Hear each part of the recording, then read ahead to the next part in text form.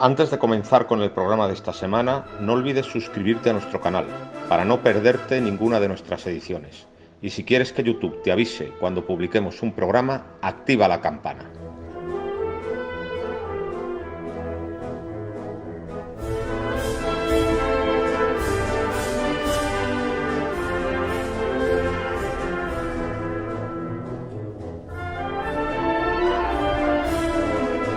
Buenas tardes, bienvenidos al Casino de Salamanca una vez más. Como bien sabemos que estáis aquí presentes, no somos muchos, pero sí muy bien avenidos y además muy aficionados y muy buena gente la que hay alrededor. Así que encantados de estar con todos ustedes. Muchas gracias al Casino de Salamanca. El presidente se ha excusado porque tenía otro compromiso. Nos acompaña su vicepresidente. Siempre digo que nos encontramos como en nuestra casa. Aquí hacemos muchísimos actos. Y de todas las actividades que hay en el casino, que son muchísimas y muy importantes, pues de vez en cuando también se hace alguna de todos.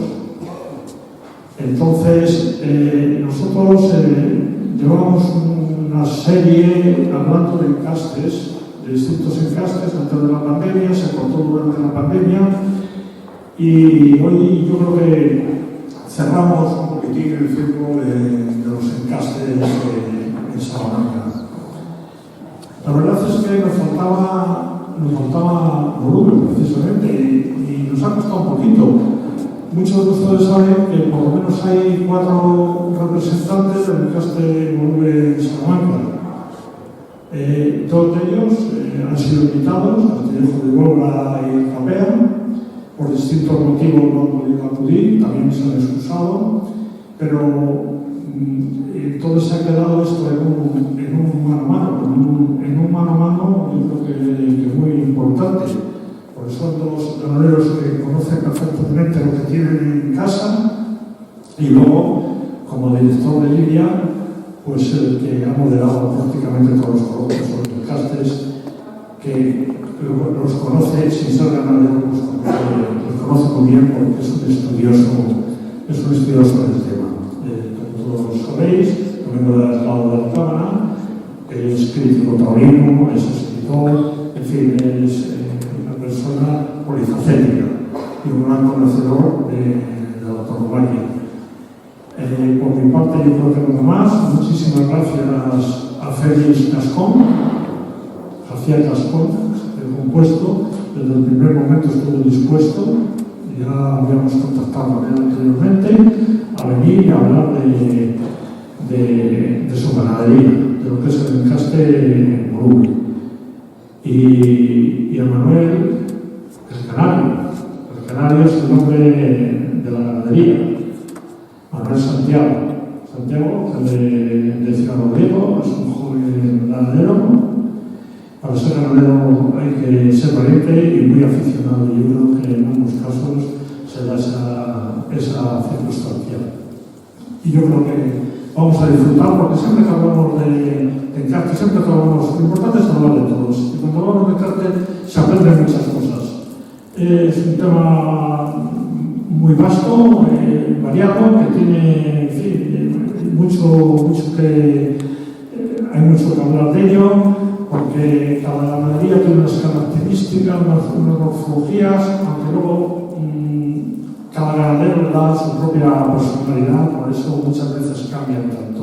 Y el encaste volumen, si el toro de lidia es muy bello, yo creo que el volumen para mí, por lo menos, tiene un puntito más de belleza.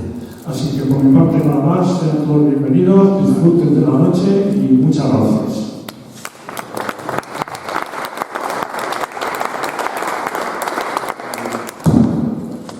Buenas noches, para mí es un placer estar esta tarde en el Casino de Salamanca para hablar de lo que más me gusta, para hablar de toros y sobre todo para hablar del protagonista de la fiesta de los toros, que es el toro de lidia, en el encaste volumen.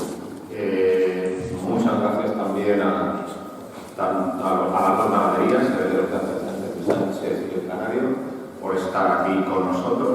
Y bueno, voy a hacer una pequeña introducción de lo que es el encaste volumen y de lo que ha supuesto en la fiesta de los toros. En realidad podríamos decir que es el encaste más que desciende en más pureza y en línea recta de lo que era el Conde de Vistahermosa. Digamos que la mayoría de las ganaderías actuales descienden de la del Conde de Vistahermosa, pero la que desciende en línea completamente recta es precisamente lo de Burube. Esto tiene su origen en una ganadería que había dos hermanas en tiempos de Carlos III, a finales del siglo XVIII, y esta ganadería era la de los hermanos Rivas. Los hermanos Rivas ya vivían muchísimo en la maestranza de Sevilla, a finales de ese siglo XVIII.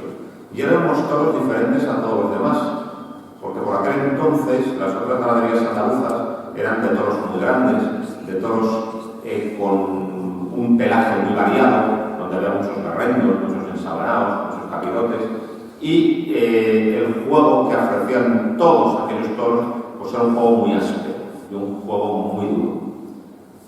Todas las otras ganaderías andaluzas eran así. Pero la ganadería de los hermanos Riva era una ganadería, esto es importante, donde prácticamente todos los toros eran negros, donde prácticamente todos los toros tenían la cara recogida y donde los toros eran muy nobles. Ya Pepe Illo dice de ellos que se les puede torear con un pañuelo. Es decir, los toreros, fíjate, los toreros más primitivos ya pusieron los ojos en ellos.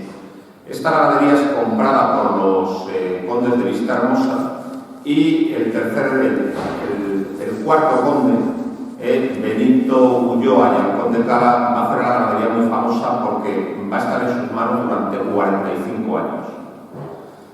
Después la ganadería pasará por distintas manos, como el barbero de Utrera, un personaje muy curioso. Le llamaban el barbero de Utrera no por ser peluquero, sino por el gañote de algún francés que cortó en la guerra de independencia.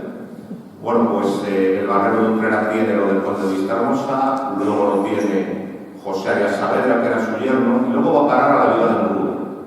La viuda de Burube va a tener la ganadería en su mano muchísimo tiempo y va a ser una ganadería muy importante, hasta el punto que da el nombre al encaste actual. La viuda de Burube se presenta en Madrid en 1868 y desde el primer momento tiene mucho éxito y les gusta a los toreros. Aquí hay una venta que hacen los hijos de la viuda de Burube en 1884 que va a ser muy importante, porque venden la mitad de la ganadería de Eduardo Ibarra, y esto es todo lo que luego será lo de Parladé. Atanasio, Juan Pedro, Núñez, que como ven, viene también de esto. Y la viuda de Burube también venderá a Juan Contreras un desecho, y lo de Contreras se constituirá en encaste propio y tendrá mucha importancia también. Los Burubes se arruinan y en el año 1917 tienen que vender la ganadería por la ruina económica por la que pasan. Y entonces interviene Joselito. Joselito salva la ganadería. Joselito era una de sus ganaderías preferidas. Joselito es el padre del toro actual. El toro de Lidia, cuando da el gran cambio, es en el tiempo de Joselito. Pasa de ser un toro grande, áspero, que simplemente pelean los caballos, pero no viste en la boleta, a ser el toro que conocemos ahora. Bueno, Joselito es el que crea el toro de ahora. Y una de sus ganaderías predilectas es la viuda de Burube. Y cuando se entera que los Burubes están arruinados, él maniobra para que la compre pues alguien con dinero y para, digamos, poderle hacer un seguimiento y sobre todo para que la ganadería no caiga en manos de tratantes y que la ganadería pues no se desperdigue pues, en compras distintas que pueden caer pues, en las manos más insospechadas. Entonces, es Joselito quien le pide al banquero Juan Manuel Urquijo que se haga cargo de la ganadería. Y Juan Manuel Urquijo le dijo, pero hombre José, ¿cómo me pides eso si yo no entiendo de toros? Y Joselito le dijo, usted no se preocupe, usted compre la ganadería, que de todo lo demás, de seleccionarla y todo esto, ya me voy a ocupar yo. Verdaderamente tuvo muy poco tiempo para ocuparse Joselito, porque murió a los 3 años, en 1920, pero enseñó el oficio ganadero y transmitió la pasión por la ganadería al hijo mayor del Juan Manuel Urquijo, Antonio Urquijo. Aunque la ganadería se anunció siempre a nombre de la esposa del banquero y de la madre de Antonio Urquijo, que era Carmen de Federico. Bueno, pues Antonio Urquijo fue un gran ganadero que tuvo la ganadería durante muchísimos años y quizá, para ser más exactos en la definición, tendríamos que hablar, en lugar de encaste Rubén, tendríamos que hablar de encaste Urquijo, porque ese toro que tenemos todos en la cabeza, ese toro negro, acarnerado, con la cara llena de rizos, con los pitones en gancho, ese toro lo hizo Antonio Urquijo. Y también es un hombre que está obsesionado por la clase. ¿Cómo podemos definir clase? Pues podríamos definirla como elegancia en el embestido. Y es también lo que siempre definió al juego del toro Rubén, o el toro Urquijo, la clase, el galope, el galopar constantemente detrás de los engaños a un solo ritmo que permite torear muy bien. Con Antonio Urquijo la ganadería va a vivir unos años de absoluto esplendor. Digamos que es la ganadería más cara y más cotizada y una ganadería muy del gusto de las figuras del toreo pues durante los años 30, 40, 50, 60.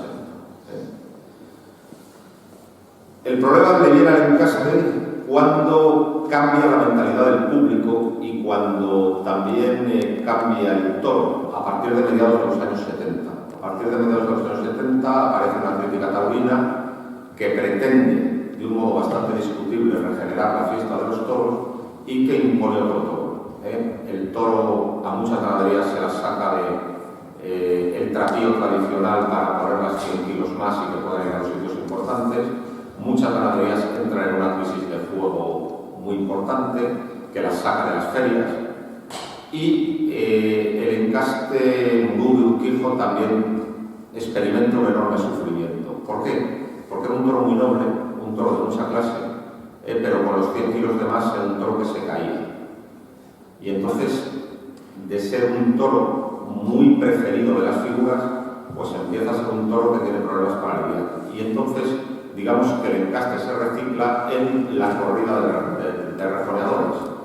Es decir, los matadores de postín le dan la espalda porque es un toro que está justo de fuerza, pero resulta que los rejoneadores están entusiasmados con el toro de Urube porque galopa muy bien detrás de la culpa de los caballos, con un galope siempre constante y sin cambios de ritmo. Además también se va a vivir una edad de oro del rejoneo, es decir, hasta los años 70, pues normalmente todas las corridas eran a pie, si acaso de vez en cuando se ponía un toro de rejones para abrir la corrida de a pie. Y es a partir de los 70 cuando se introduce la corrida de rejones con sístolos para rejoneadores. Entonces, en estos últimos años, la corrida de rejones ha experimentado una expansión muy grande. Y esa expansión ha estado siempre acompañada por el encaste Urube. Es decir, la mayoría de las corridas de rejones que se envidian en la actualidad son todas de Urube y ha sido el refugio del encaste. No están con los toreros de postín ni en los carteles de figuras, pero como es el encaste para los rejoneadores, esto permite que el encaste permanezca estable y que las ganaderías no desaparezcan. Mientras que en estos últimos años hemos asistido a la práctica desaparición de muchos encastes o a la presencia testimonial de ellos, porque como nadie los quiere, pues el ganadero se ve obligado a desprenderse de esas vacas, ¿no? Bueno, pues el encaste Urube permanece, vamos a decir, sus efectivos, digamos que no disminuyen, permanecen siempre más o menos en el mismo volumen, porque los rejoneadores son sus principales clientes. Yo la verdad es que me lamento mucho, y aquí termino mi intervención para hablar con los ganaderos, y yo me lamento mucho porque es un toro de mucha clase, y es un toro que se tendría que lidiar en las corridas de a pie. Un día, a Fermín Borges, que es una de las ganaderías pues, más representativas del encaste, le preguntaron, le comentaron que qué pena, antes los toreaban las figuras y ahora los torean los rejoneadores.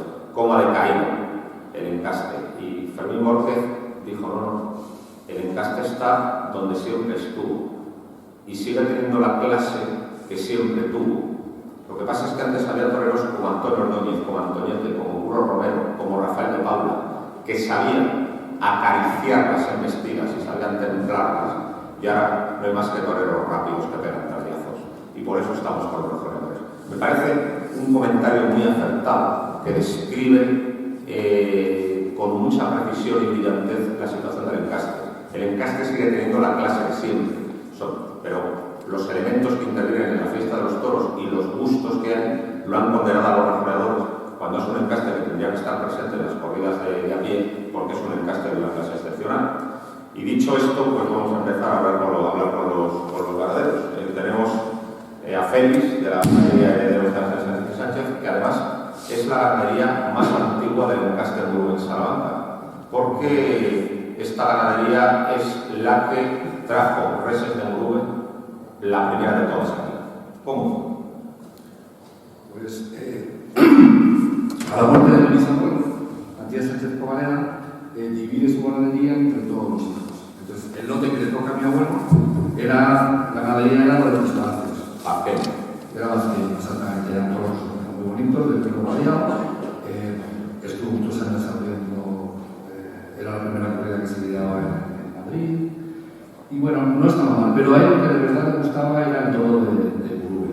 Entonces, mi abuelo era un amigo de Juan Manuel Urquijo, habla con él, y entonces le dije que sí, que sin ningún problema. Se va a Sevilla en un invierno, se queda en su casa, en Juan Gómez, en el campo, y empiezan a tentar toda la cámara de la casa. Y le deja elegir las 50 vacas que quiso, que es un detalle pues, que no se hacía nunca. Entonces elige las 50 vacas, y luego con los sementales pues pasa lo mismo. Tientan la camada de edades a campo, elige un toro, y a Juan Manuel le parece que el toro que ha elegido, que por familia, que a lo mejor por encaste, quiere que se quede otro. Mi abuelo le dice que no, que le gusta mucho, y entonces le regala los toros y se trae un cerrajero y un orejón. Bueno, porque los toros al final ligan fantásticamente bien y en medio bien. La última corrida que se celebró en la Plaza Vieja de Madrid era el 14 de octubre de 1974, era de Sánchez Sánchez. Sí, lo que pasa es que todavía era de la plaza. Sí. De hecho, luego hubo pues, unos cuantos años en los que cada vez que se anunciaba el abuelo, pues le ponían hasta el hierro en los palazos, no tipo de otros palazos. El hierro que es una antena de una escuela. Una campana, sí.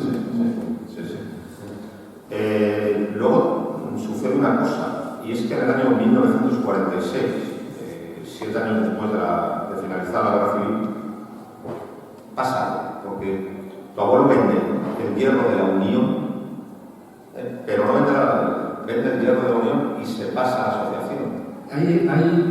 Él lidia en Sevilla, donde gobernamos una novillada que sale buena.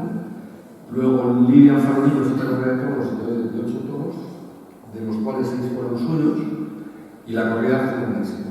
Los toros una calidad bárbara. Y ya de Burgos, sí, por cierto. Y luego al día siguiente vuelve a lidiar otra vez 2 novillos para Conchita Cintrón, que fue el debut de la rejoneadora en España. Entonces, aquello sale fantásticamente bien. Y Juan Pedro Domecq, Núñez de Villavicencia, le dice que le compra la ganadería.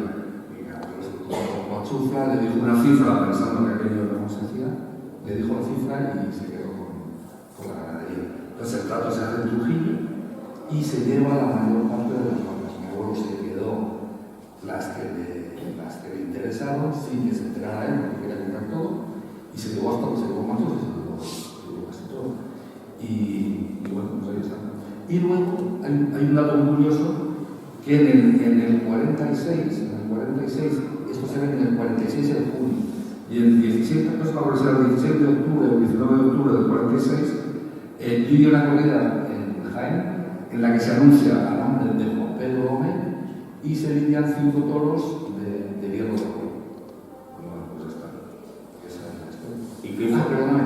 Y la ganadería el hierro no se pone a nombre de Juan Pedro, se pone a nombre de José Romero de la Quintana, que era un administrador que tenía. Entonces ahí lo que hace es Juan Pedro se da con las cosas y el hierro, los derechos del hierro, pasa a Albacerrada, que el marqués de Albacerrada es quien tiene los derechos del hierro. Hay que precisar el segundo marqués de Albacerrada, que fue ganadero, porque el primero es el de Victorino, por así decir. Se desprendieron de lo que luego fue a Victorino y hacen una segunda ganadería pues en los años 40. Que por cierto, era una ganadería que estaba encastada en Isaías y Tulio Vázquez. Sí. no era Murube. No tenía nada que ver. Entonces, ¿qué pasó con las vacas de Murube? ¿O qué sospecha tenemos? No, que se quedó un poco. De hecho, ya se ve que en la corrida de Jaén, a nombre de Juan Pedro, porque sale el 5 toros con el día de los vueltos. ¿Qué hace mi abuelo con las vacas que se quedan?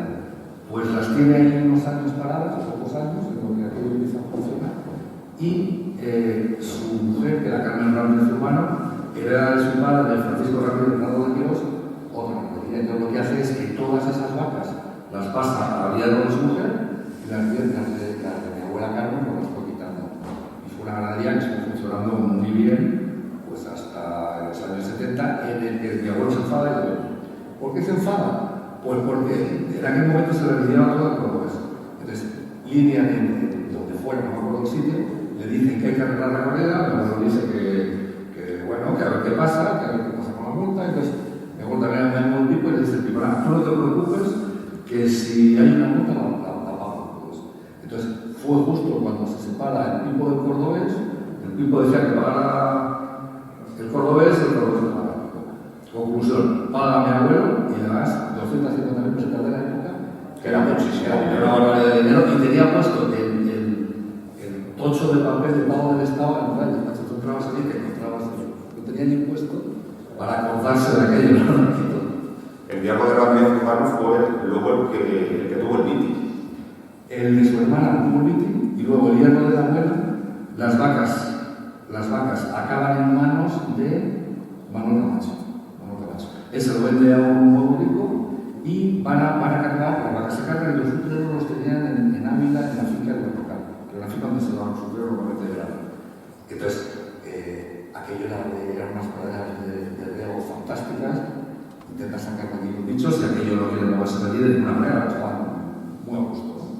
Entonces, después de estar regalando todo un día con los toros a sacarlos, llega el señor que compra la madera, como se llama, y con un sombrero cordobés intenta parar un buey o le pegaron una paliza gorda, le tiraron contra una paliza. Y en ese mismo momento se quiso deshacer de la ganadería. Decía que se quedara mi abuelo con ella, que le daba el golpe del dinero y mi abuelo con ella.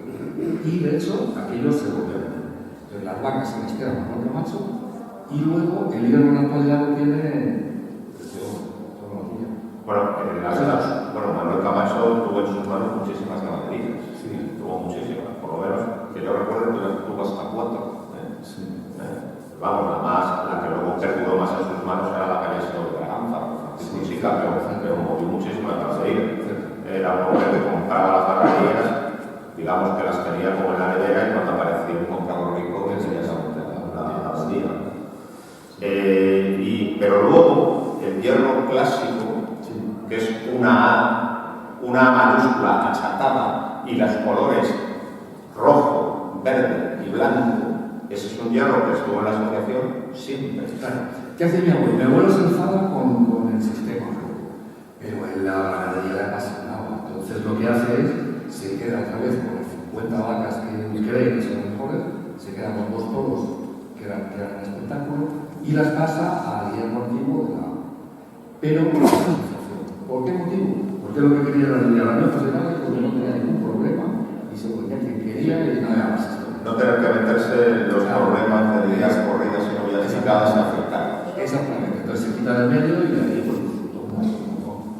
Porque además era una persona que montaba caballo con 80 años, disfrutaba muchísimo.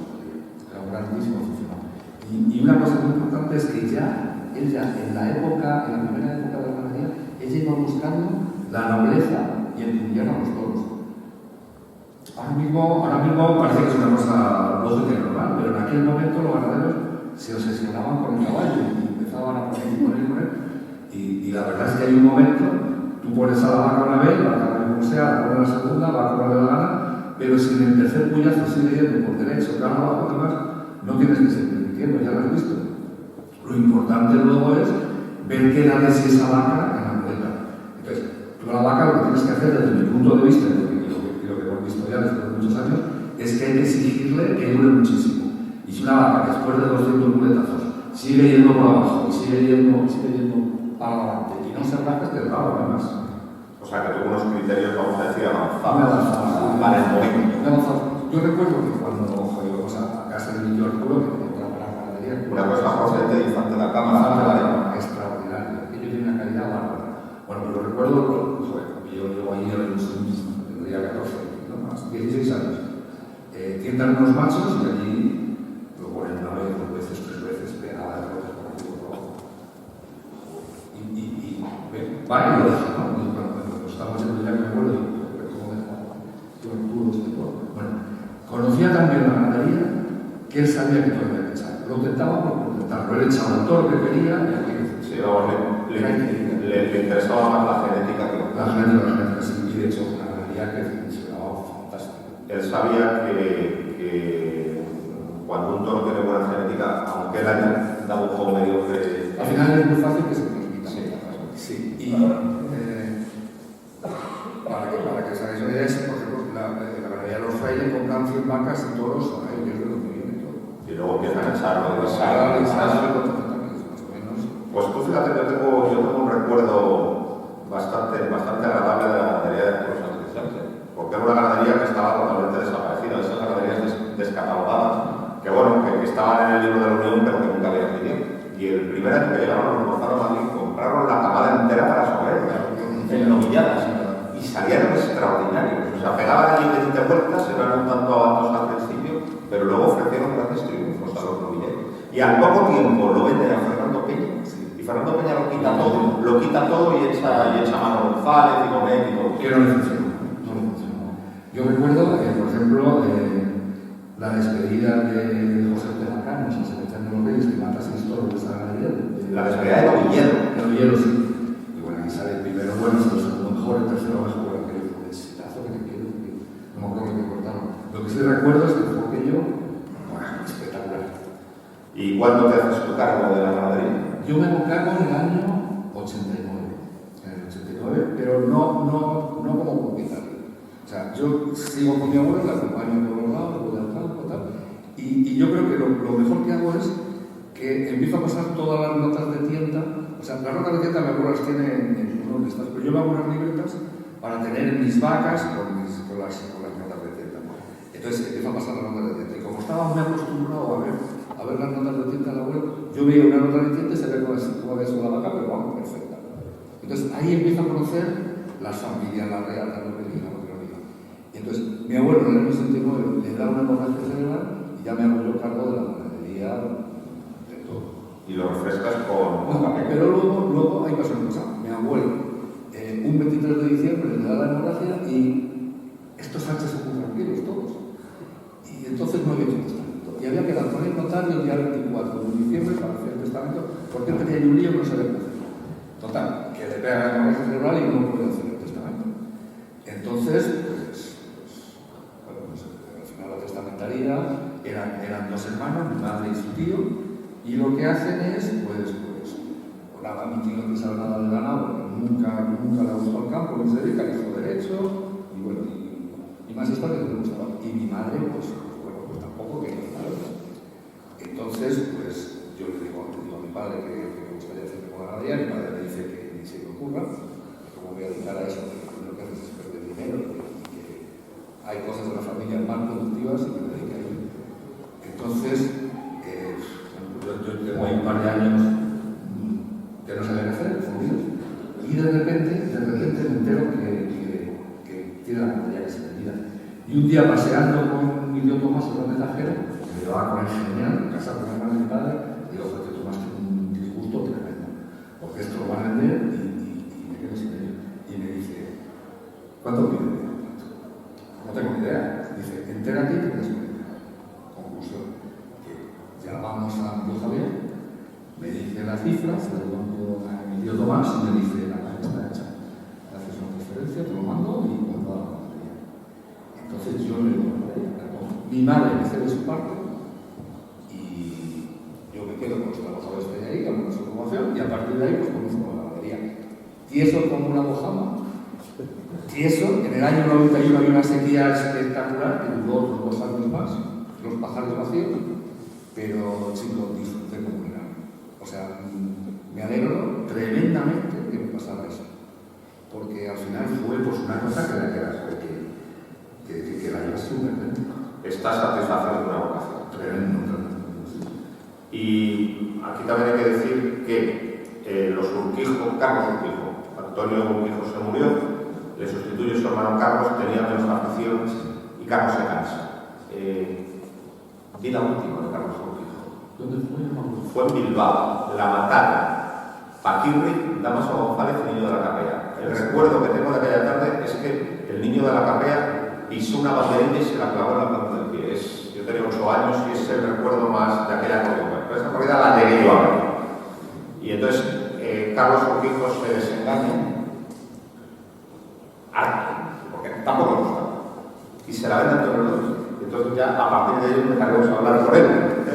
Y se vende a Antonio Ordóñez. Pero lo último que tenía y que no se lo había vendido a Ordóñez es lo que va a parar al Niño de la Capea. Y va a tener mucho éxito el Niño de la Capea con el Castemurue, con aquellos festivales que vieron todos ustedes en la glorieta de los años 80 que siempre indultaban a uno, ¿no? De Capea. Claro, es decir, se habían quedado con lo mejor, ¿no? Y entonces, pues Capea empieza a ser el ganadero más representativo del Castemurue en Salamanca. La familia Sánchez Covareda habían comprado lógicamente, que también era muy bueno, pero bueno, tenían otras cosas.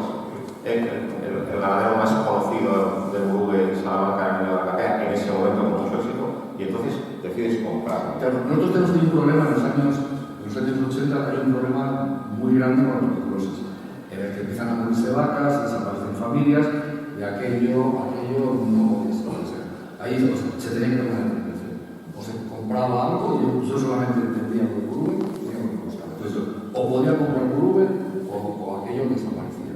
Entonces, después de dar mil vueltas y no saber cómo, hablo con Capea, con Pedro se porta de maravilla, además me ayuda, en vez de decirme que, oye, pues venga, pues esto vale tanto. Él pidió un precio que valía en el mercado, pero luego me dejó pagar por 3 años, me dejó coger vacas por tienda, me dio el vacas que me dejó, y además esas vacas, me dio vacas espectaculares, porque aquí no es decir que es buena para al final, pero los resultados para que y aquello funcionaba. Luego me mandó sementales para que no tuviera que ir deprisa a los protocolos, que eso es muy importante. Sí. El gran problema de un ganadero es que, por el motivo que sea, tu ganadería se ve un poquito abajo y no encuentras todo. Eso es el desastre, porque no es trabajo alimentar, que es algo. Y cuando puedes buscar con calma, pues eso es una tranquilidad. Vamos, entonces la ganadería ahora es Capea. Es Capea, tiene un 80%, un más, 85%. Yo recupero familias de lo del abuelo y, joder, luego, pues todo decir, ¿cómo te quedas con eso? Por ejemplo, un tono de las ovejas de verano en Bilbao, el tono del rabo de Salamanca, el abuelo. Ahora, también es verdad que yo era tremendamente exigente con las vacas de entonces, se dejaba algo muy bueno y refrescando con lo de Pedro. Además, se le cogió la idea, si le echabas un toro fuerte, aquello no servía. Había que echarle toros suaves. Echándole toros suaves, yo lo primero que veo de Ángel Sánchez es una novillada en Madrid en el mes de octubre. El primer año que estuvieron en Madrid lo Choquerita. O el último, no. Fue el primero de los Choquerita, el 2005, porque se habían comprometido a dar novillada los sábados. Y hubo un sábado de octubre y una novillada de mucha clase. Es lo primero que se avanzaron enteras. Y bueno, ya a partir de ahí hemos visto muchas corridas, pero siempre con sí. Luego en Barcelona también, en el año 2004, hubo un toro, un aldeano, que se llevó el premio a la temporada por el toro más bravo. Dentro de ese año, pues, hubo de los 3 que se enviaron, los 3 toros propuestos. Porque la ganadería se dejó. Yo al final con Teodoro andaba con el tema del dinero. Teodoro, que hay que dar más. Entonces me decía, oye, bueno, felicito.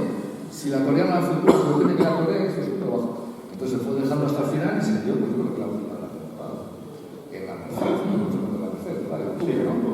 sí. Y bueno, pues de los 3 que se dieron, los 3 propuestos, se habló del premio a Tomás Bravo. O estaría muy bueno, ¿verdad? Bueno, pues vamos a hablar ahora con el otro ganadero.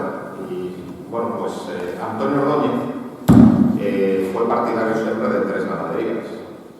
Fue Atanasio Fernández y llegó a tener una ganadería del Caste Atanasio Fernández, Carlos Núñez y llegó a tener una ganadería del Caste Carlos Núñez y Urquijo, Murube, y llegó a tener una ganadería. compra Antonio Ordóñez lo que quedaba de Urquijo y en ese momento vosotros le compráis en 1980, ¿verdad? Sí. Hola, buenas tardes. Nosotros, como me has dicho, compramos en el 1980, lo compra mi abuelo, que se llama Oportunidad, se fue en Santiago. Así. Y él le compra unas 80 vacas, 20 alas, 20 añojas y un toro.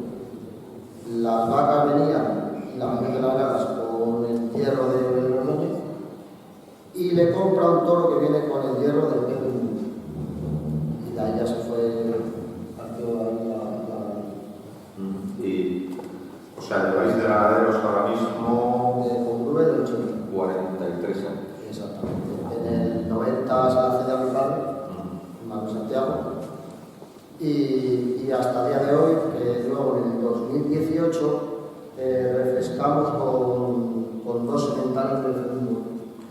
Empezamos a coger relaciones en Rosario, cogimos relación con él, se portó muy bien con nosotros y nos cede dos sementales, prácticamente a escoger.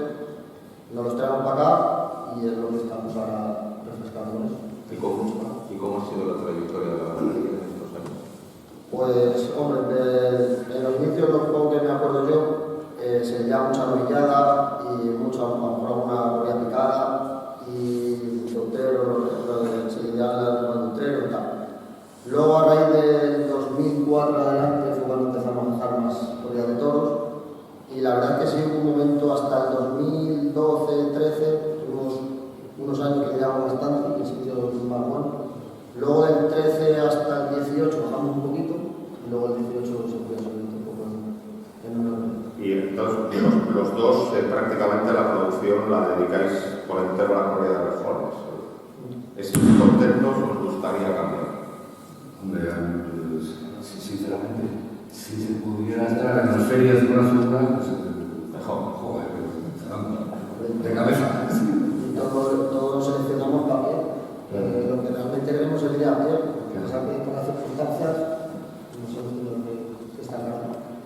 Claro, es mejor lidiar en ferias con las figuras de los jugadores a un dinero bueno, más o menos decente, que estar por defenderte la feria.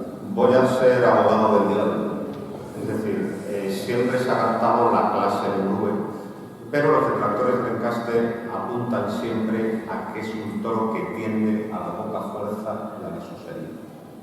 ¿Qué pensáis vosotros? Yo te puedo hablar de mi ganadería. Y al final, en función de cómo vayas seleccionando y de la manera que tengas a los toros en el trato y en el manejo, al final vas consiguiendo cosas. En mi caso, lo que se diría más bien, había que darle 2 o 3 puyazos que se vienen arriba y habría que. Y de hecho, siempre decía a la gente que tenía que no conocía el encaste que le tiran el caballo. Y luego, en la muleta eran toros muy prontos, actuaban como bajo del encaste, eran toros que brillaban y que tenían además mucha curabilidad, curaban la barbaridad. Ahora mismo sería un encaste, bueno, lo que yo sé de lo mío, que funcionaría perfectamente. Hombre, yo, si pienso en lo mío, nosotros tuvimos allí, no tuvimos, pero yo creo que a mí tendríamos un problema para aguantar la faena y la lidia de hoy en día. A día de hoy yo creo que no llegaríamos a aguantar toda la lidia completa como viene. Y luego además pasa otra cosa, ¿no? Que es que el gran caudal de nobleza y de calidad que tiene, a lo mejor si empiezas a buscar la calidad a toda costa o cierta accesibilidad, a lo mejor pierde la calidad. El problema es que se emplea tanto que la faena es muy corta. Y a día de hoy una faena corta no llega a los tiempos. Antes Antonieto y Romero con 20 pases lo hacían, ahora no. Y luego os voy a hablar, seguramente es una historia que conocéis, pero es una historia que me gusta mucho, que es la ganadería de Pedro Gandaries, que luego fue de Martínez de la Vides.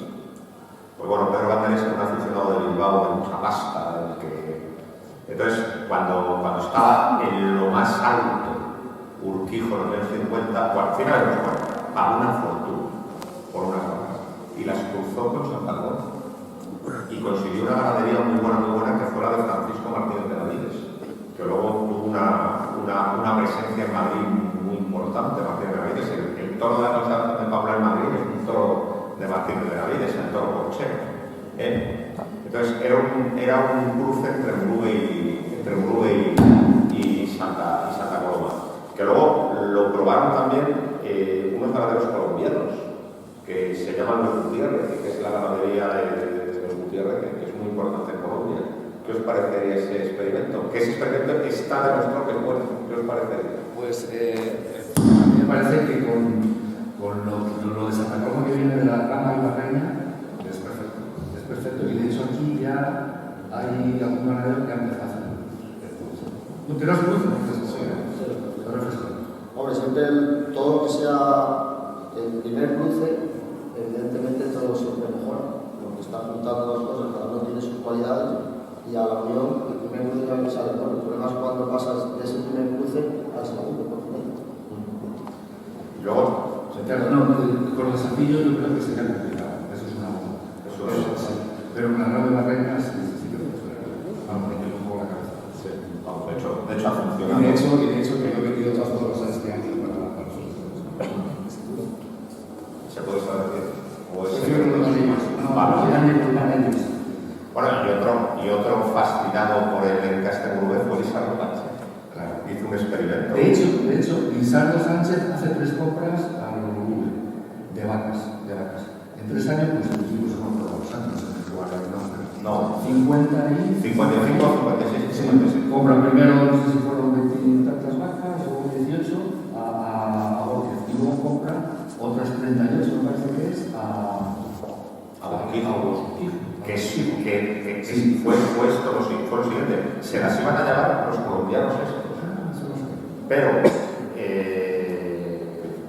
después de haber acordado la venta por un dineral, porque los Urquijos tenían mucha. Sí. Mucho dinero. Entonces se había acordado un dinero muy fuerte y los colombianos en el último momento se echaron para atrás, estaban ya prácticamente con las vacas en el avión y apareció Lisardo. Y así fue como se hizo con los Urquijos, pagándolo de los colombianos. Además, da la casualidad que Lisardo fue socio de mi bisabuelo Ramírez en una fábrica de jamones en el pueblo. Y era muy amigo, bueno, luego fue albacea la testamentaria también de mi bisabuelo Ramírez. Y era muy amigo de mi papá también. Y hablaba con mi abuelo Ángel cada vez que intentaba ser tal de los del Google, que pensaba del Google. Luego dicen que una las agarraba arriba y otras abajo, en función de, conociendo a Lisardo, no creo que hubiera muchas explicaciones. Se han dicho muchas cosas. O sea, yo no lo sé. Vamos a decir que la versión oficial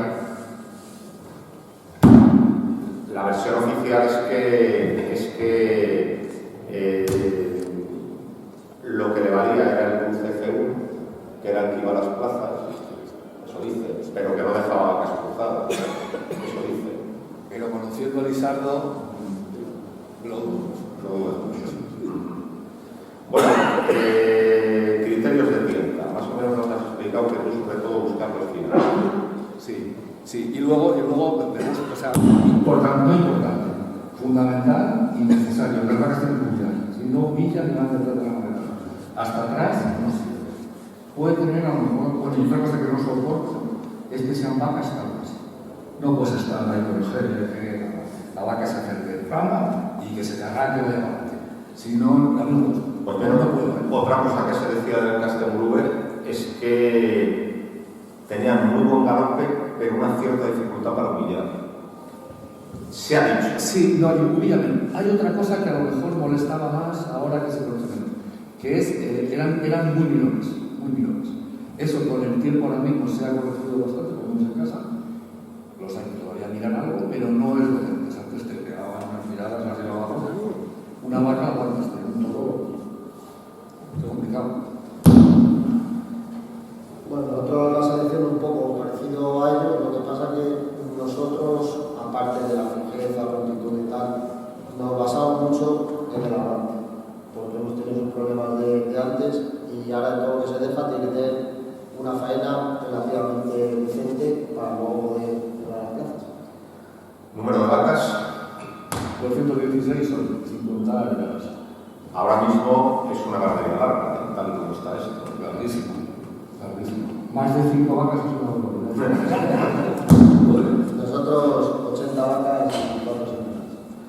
Hay una historia que se contaba de la viuda de Murube, que es que les nacían becerros albinos.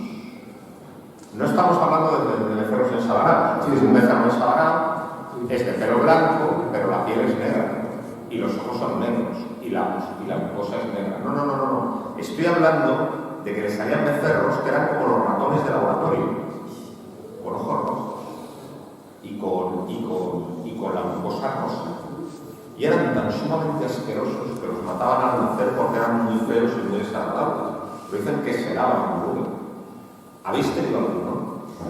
Yo lo que sí tenemos ahora es alguna vaca y algún toro, sobre todo las vacas a lo mejor ahora no les importa, pero los toros, que de repente el año que entran en 4 años, por verano, de repente se le empieza a caer el pelo negro, le quedan como bolsones, y luego le empiezan a salir como pelos blancos, y se ponen un color ceniza, y dices, hasta tal punto que hay que cambiar la cartulina, el certificado del toro de nacimiento, porque el toro dice negro, y no negro, es un color, tampoco es carne, no es un color ceniza raro.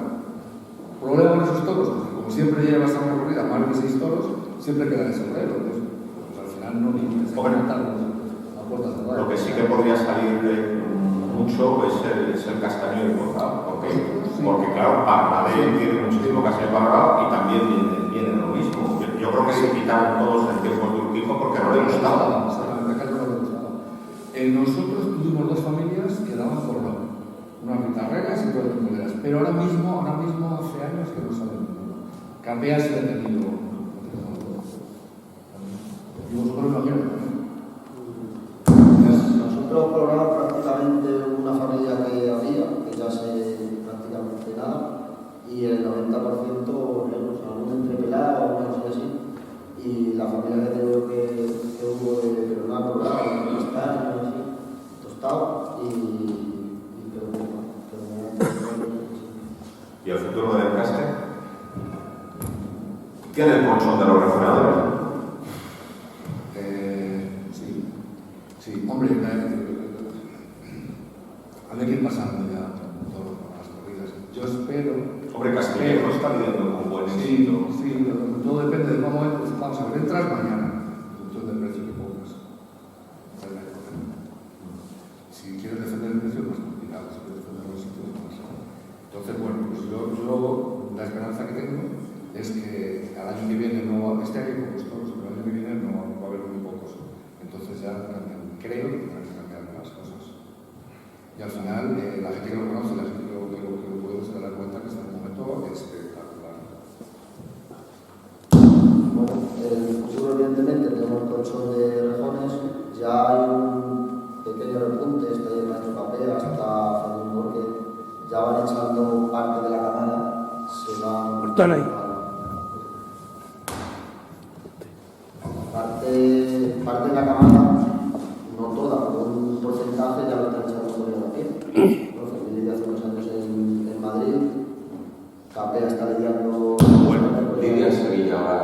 Lidia Sevilla bien, entonces parece que hay una luz al final del túnel que puede ser, pero claro, con el colchón del otro.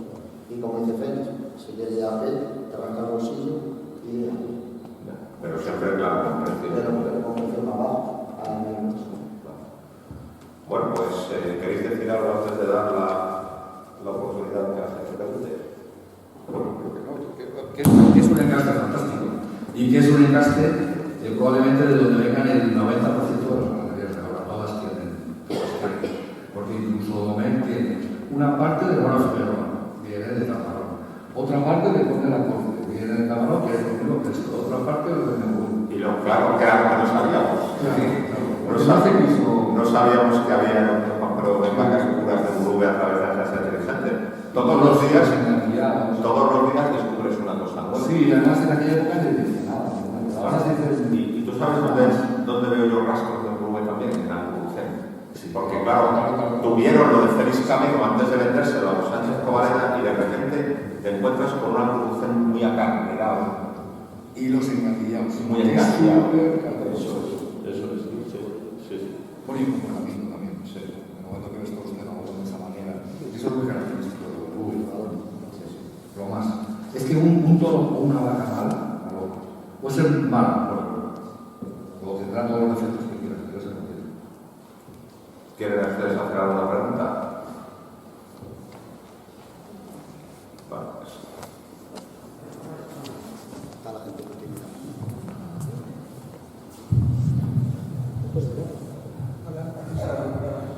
Buenas noches. Nada más a cualquiera de los dos ganaderos una pregunta que tengo yo curiosidad. Cuando tú, como ganadero, sabes que vas a lidiar un 90% de los toros para rejones, ¿los tentaderos son como los que pillan a pie o tocáis alguna tecla especial sabiendo que van a ir para rejones? Bueno, nosotros, yo hablo en mi caso especial, nosotros seleccionamos tanto a pie como a caballo porque yo creo o pienso que la vaca o el toro que es bueno para pie es bueno para caballo, por los toques, por todo. El toque del caballo simula el toque de la muleta. Entonces al final nosotros allí hacemos el tentadero pensando que va a ir a pie, aunque luego sabemos que va a ir de rejones. A lo mejor nosotros lo ponemos más veces al caballo, vemos el galope, esa serie de cosas, pero lo que es la selección va en función como si fuera vaca. Además hay otra cosa, que yo no sé seleccionar de otra manera, porque con la muleta ves matices que con el caballo es imposible, por mucho que te digan los películas, o sea, no puede ser. En la muleta los estrufas y además hay otra cosa, que los tentas más con la muleta. La muleta, si tú le bajas la mano, aquello lo ralentizas y es un espectáculo que con el caballo no lo puedes hacer. Entonces ves los ritmos mucho mejor con el caballo, pero ves los finales, ves hasta dónde va de larga, ves cómo repite. De acuerdo que el caballo, pues intuyes que es pronta, tal y cual, pero lo suyo es pegarle un muletazo, dejarla puesta, que enganche y llegar. Eso yo solo lo veo con la muleta. Entonces al final hay que hacerlo así si de verdad quieres o intentas tener la máxima calidad posible. Luego están los costas, ¿no? Hay gente, como ganaderos de Urube, que dice que ellos como lidian para caballo, tientan a caballo, no sé. Yo lo respeto, yo no sé verlo. Y puede ser un precedente peligroso también, porque si no haces a las vacas humillar, de verdad si no las exiges, al final terminas aprobando todo. Claro que sí, claro que sí. A nivel que habla de rejonadores, un rejonador bueno con una vaca media te puede hacer engañar a ti pensando que es mejor a un torero. Entonces, pues, y en la muleta tú le estás viendo una serie de cosas que a lo mejor el otro te las tapa más tarde. ¿Alguna otra pregunta?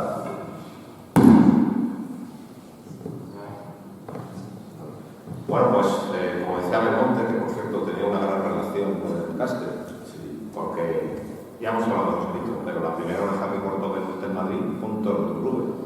Sí, y el primer rabo que cortó en Madrid fue otro toro de Urube. Además era un gran amigo. Se llamaba Ferrojito, que te gustará el Urube. Fíjate, pues no lo sabía. Además era muy amigo de la familia, se pasaba la temporada de fiesta, pasaba casi un mes en Cazadilla, que era la finca donde estaba todo el follón este. Bueno, pues como decía Belmonte, faenas cortas de pases largos y no faenas largas de pases cortos. Por lo tanto, yo creo que en una hora corta nos ha dado tiempo a repasar la historia del encaste, su momento presente, sus expectativas de futuro, y yo creo que hemos dicho todo, por lo tanto esto no hay que arreglarlo.